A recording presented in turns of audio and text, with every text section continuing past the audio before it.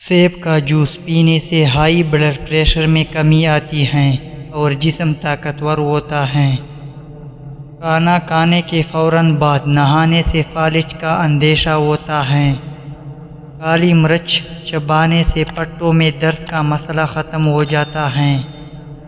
نہانے کے بعد بدن پر سرسوں کا تیل لگانے سے بدن میں طاقت آتی ہے۔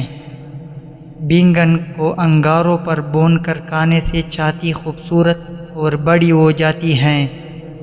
عورت کا بال کھول کر سونا گھر میں آسیب کی نشانی ہے۔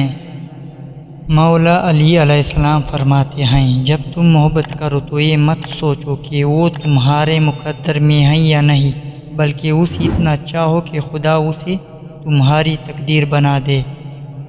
دوپہر کے بعد خربوزہ کھانے سے معدے کی جلن نہیں ہوتی۔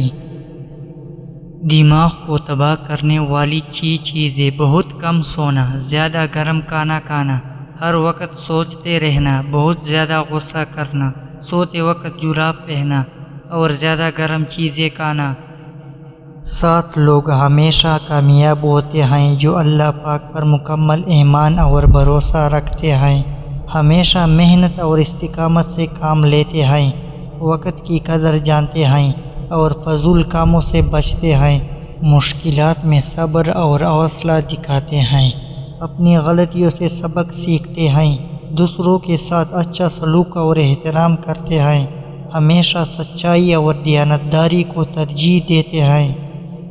جس کی 3 بیٹیاں ہوتی ہیں اس بندے کا رزق بڑھتا رہتا ہے۔ جو عورت صدیوں تک جوان رہنا چاہتی ہو وہ روزانہ کشمش کھانے کا معمول بنا لے۔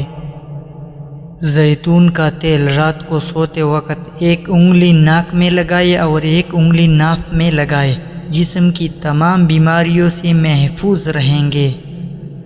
ویڈیو پسند آئے تو لائک، شیئر، سبسکرائب، کامنٹس ضرور کرنا۔